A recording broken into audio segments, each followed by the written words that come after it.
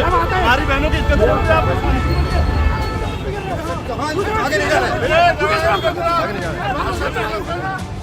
काफी जद्दोजहद के बाद आखिरकार नगीना से सांसद चंद्रशेखर आजाद गाजियाबाद के यूपी गेट से 50 किलोमीटर दूर गाजियाबाद की सीमा को पार करते हुए मेरठ के काशी टोल प्लाजा तक पहुंचे, लेकिन वहां पर पहले से मौजूद पुलिस बल ने उन्हें रोक लिया और गांव में जाने की अनुमति नहीं दी। इस बीच चंद्रशेखर आजाद के साथ उनके समर्थकों का जमावड़ा लग गया। इस दौरान चंद्रशेखर आजाद ने मीडिया से बातचीत करते हुए कहा कि मेरी मांग ये है कि दलित परिवार से मेरी बात हो जाए, मैं उनका पक्ष जानना चाहता हूं और मैं बस महिलाओं की सुरक्षा इस प्रदेश में चाहता हूं। सुनिए।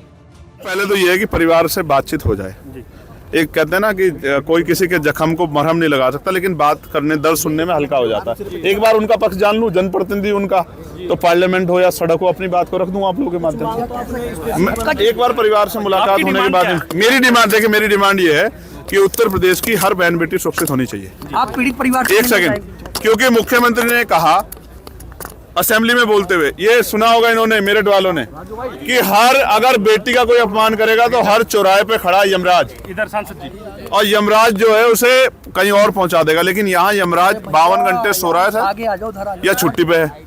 इसका जवाब मुख्यमंत्री दें कि यहाँ 52 घंटे में यमराज जी कहीं सो गए, गहरी निद्रा में कुंभकर्ण बन गए हैं, या यमराज जी छुट्टी पे चले गए। इसका जवाब मुख्यमंत्री जी को देना चाहिए। या फिर वो सिर्फ रील बनवाने के लिए असेंबली में खड़े होकर कोई भी भाषण पेल देते हैं, इसका जवाब उनको देना है। वो कह रहे हैं कि हमने आर्थिक मदद दे दी है, आर्थिक मदद भी दे दी है, और संगीत सोम कह रहे हैं आर्थिक मदद दे दी है, और न्याय के लिए हम खुद यहाँ बैठे हुए हैं। अब किसी को यहाँ आने की जरूरत नहीं है, राजनीति करने की जरूरत नहीं है। तो क्या आप राजनीति करने वहाँ जा रहे हैं? ठीक है, और कुछ कहना है?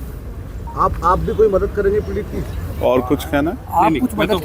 मैं तो जानना चाह रहा हूँ आपसे, कहना नहीं। नहीं, मैं जो कुछ जवाब देना होगा ना वो प्रशासन से बात करके दे दूंगा। कौन क्या कर रहा है सब जानते हैं। आप जा रहे हैं? मैं आपको एक विश्वास दिलाता हूँ, मैं कपसाड़ जाने के लिए आया हूँ, लेकिन कोशिश कर रहा हूँ कि संवैधानिक दृष्टिकोण से मेरी परिवार से बात हो जाए, कहीं भी जाए। मैं आपको एक बात बताता हूँ, मैं कहना नहीं चाहता था, आपने जिक्र छेड़ दिया है। डब्बे खाली रहेंगे इस बार। कमजोर वर्गों के लिए बहन बेटियों के स्वाभिमान सम्मान की रक्षा करना जानते हैं, हर आदमी के कैरेक्टर को जानते हैं। समय जवाब देगा, चिंता मत करो।